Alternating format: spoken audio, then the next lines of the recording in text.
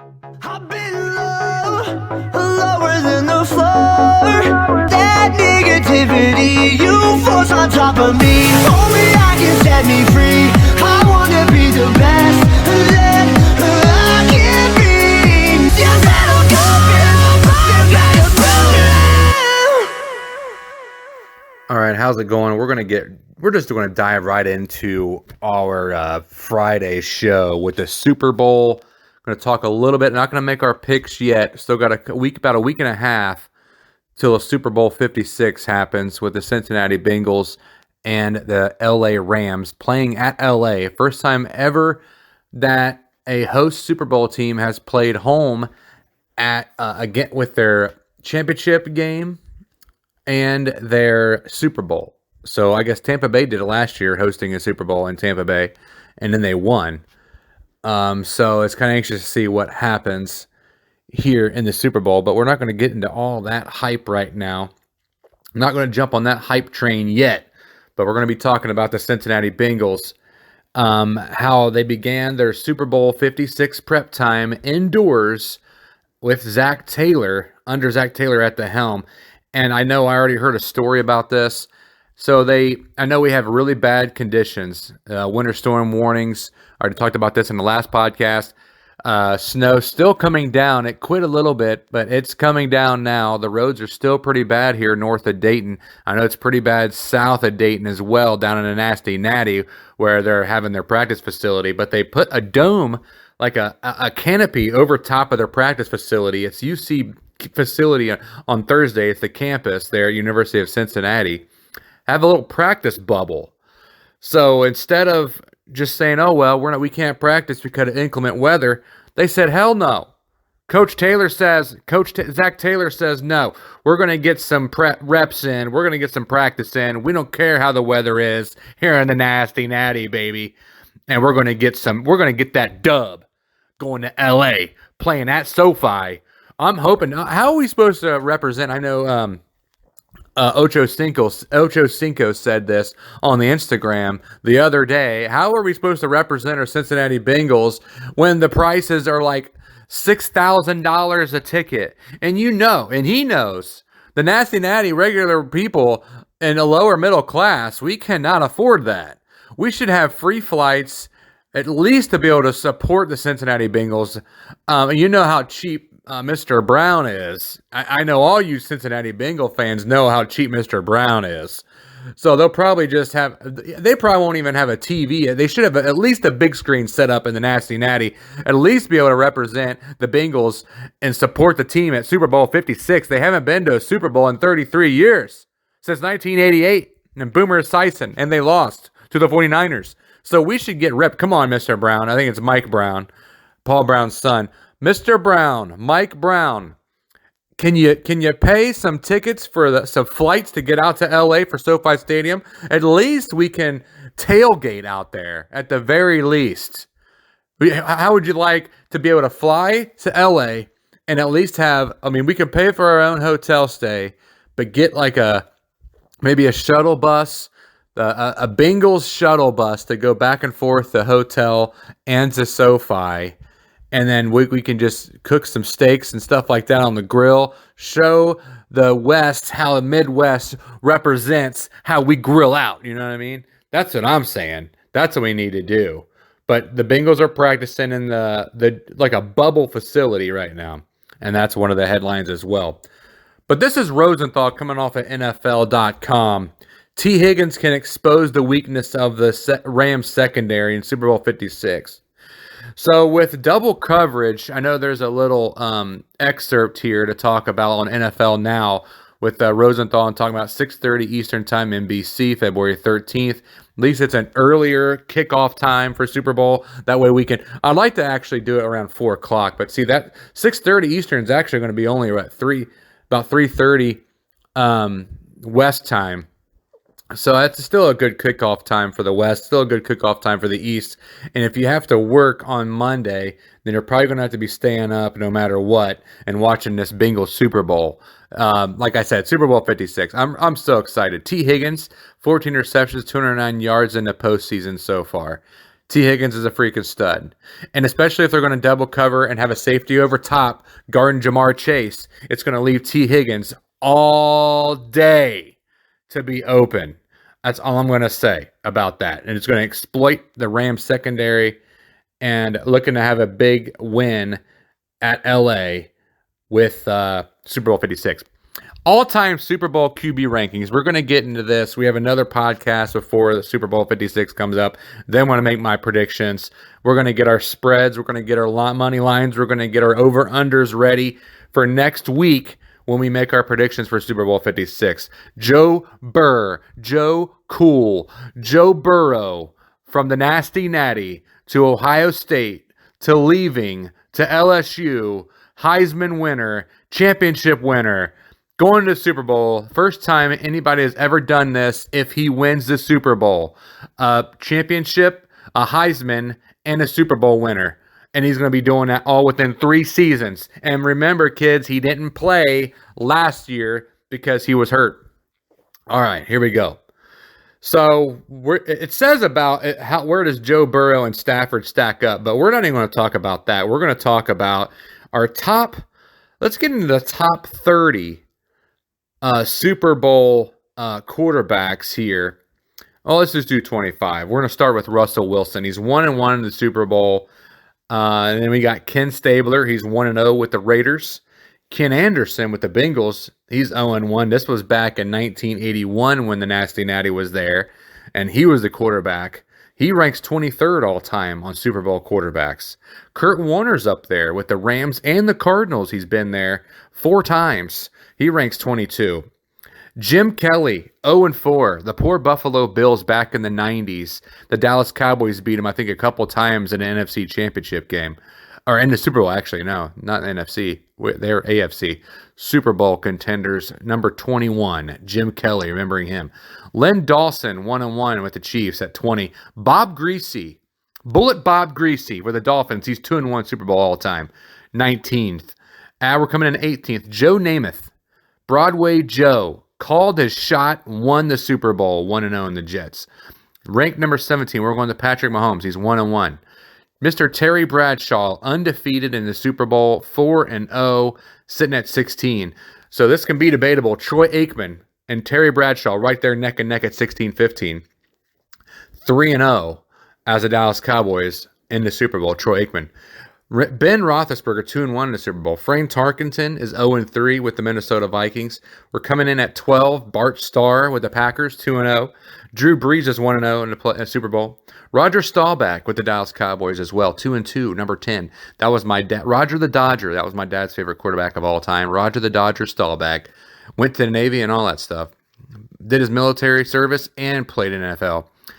Mr. John Elway, the owner of the Denver Broncos, former owner of the Denver Broncos. What are the Denver Broncos going to do? They are selling right now. Who's got the buyer? I had a bid. I put it on LinkedIn. I got a bid at $1. Number 9, John Elway. Number 8, Steve Young, 1-0. The lefty, Steve Young. There's not many lefties. I think he's the only lefty on this whole entire list, by the way. And then we're going to go at number 7.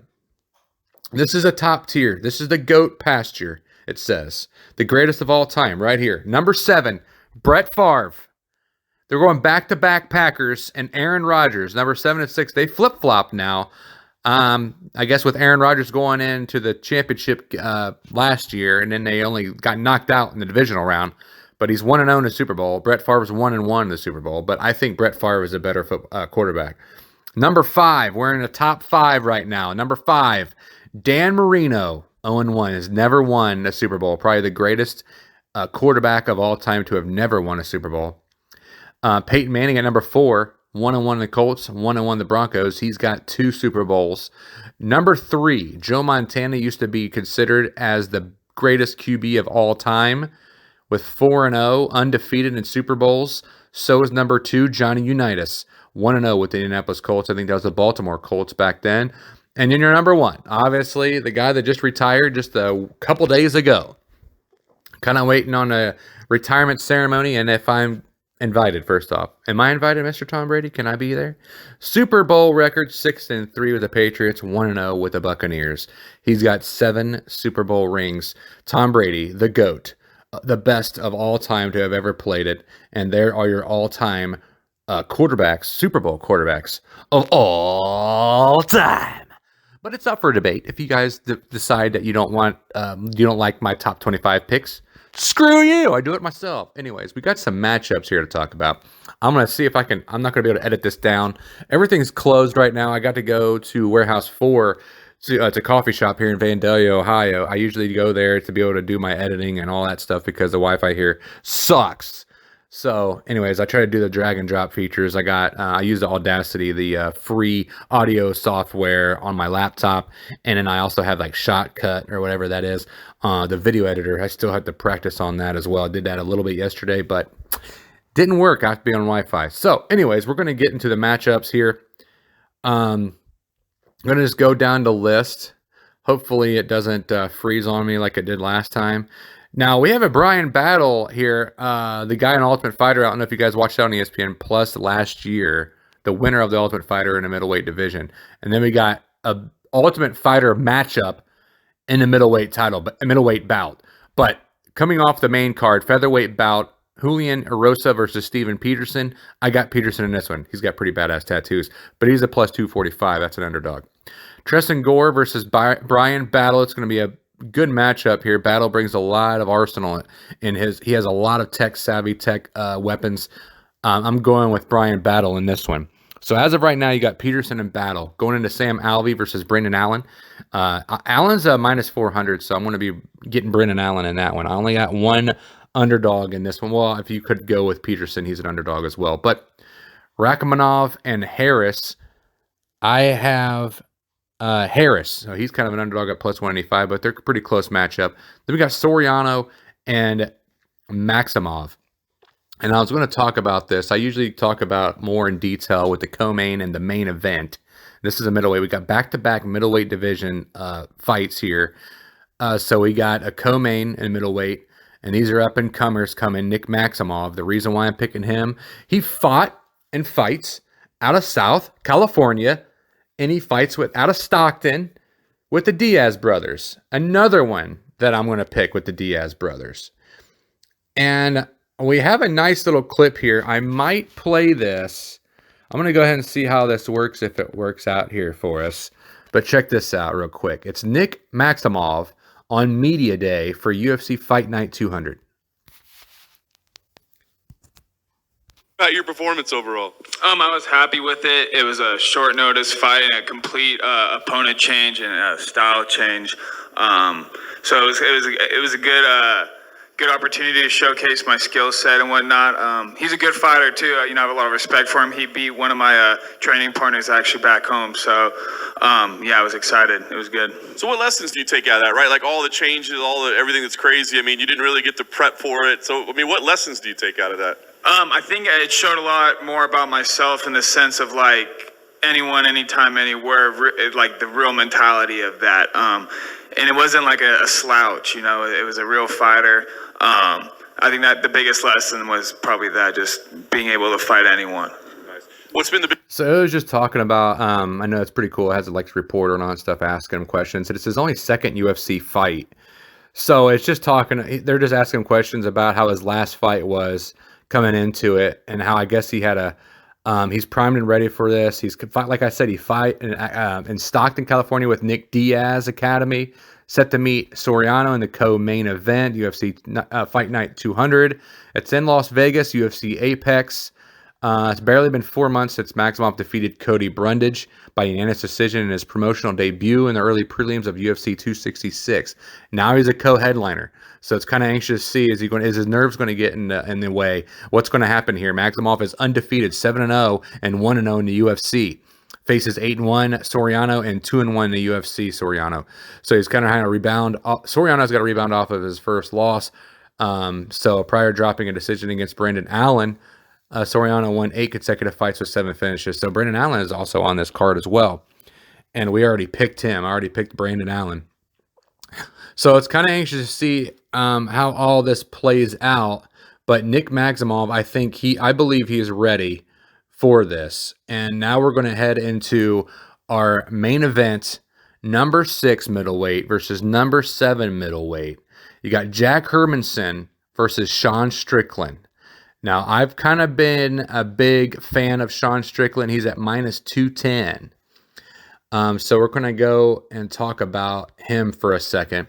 Sean Thomas Strickland, born on February 27, 1991, a mixed martial artist, middleweight division, UFC. He's also king of the cage and middleweight champion. He is number 7 in the UFC middleweight rankings. We all know that. He's New Bern, North Carolina. That's where he's born. His nickname is Tarzan. 6'1", 185. Let's see, with a 76-inch reach, he's a striker, fighting out of Corona, California. Fights under Millennia MMA Gym presently. He fought for LVCA Training Centers and Syndicate MMA. Also, he fights out of both of them. He's a brown belt in Brazilian Jiu-Jitsu. He started in 2008. 27 total fights, 24-3, which is really good. In December 2018, Strickland was hit by a car while he was riding his motorcycle in LA, rendering him unconscious, suffered numerous injuries, and needed a knee operation after the accident. I probably shouldn't say this, but Strickland has admitted formerly being a neo-Nazi during his youth, which he stopped after befriending people of different races who helped him. So, kind of crazy there. A neo-Nazi, dude. Grew up in Corona, California, a household with a physically and mentally abusive father. Angered by the circumstances at home, Strickland got kicked out of every school he attended. Strickland began training in mixed martial arts at age 14 and turned professional at age 16. Got him out of the bullying people, I guess. I don't know if he bullied anybody or whatever, but I kind of like Sean Strickland. He's kind of like my up-and-comer in the middleweight division. So I'm kind of anxious to see how this fight goes. And this will determine where he lands in this division here in the UFC. Kind of anxious to see what happens. But anyways, we're going to get into some fun facts of the day on your Fun Fact Friday. This is a new segment I like to do. Fun Fact Friday on top 10 sport facts and satisfy your sports trivia. Here we go. Number 1, golf balls have an average of 336 dimples. Bet you didn't know that. Number 2, Olympic gold medals are predominantly made from sterling silver. They're not even gold medals. They're called gold medals, but they're sterling silver medals. Number 3, Formula One driver Sebastian Vettel wears lucky coins in his racing boots. That's how you do that. Number 4, sports have been played on the moon. I believe they hit what's this?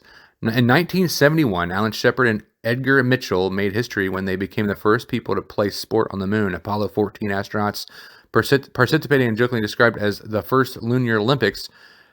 Shepard hit a golf ball while Mitchell threw a makeshift javelin. That's pretty cool. Number 5, and we're done. Michael Phelps has won more Olympic golds than Mexico. The American swimmer added 5 gold medals and a silver to his collection in Rio 2016 to take his Olympic medal haul to recording a record-breaking total of 28. He's won more Olympic golds during his career than many countries, including Portugal and Mexico, have won since 1896. So there's 5 Fun Fact Fridays stats there for you. So hope you enjoyed the show. This was a Super Bowl coming up. Cincinnati Bengals, look for them.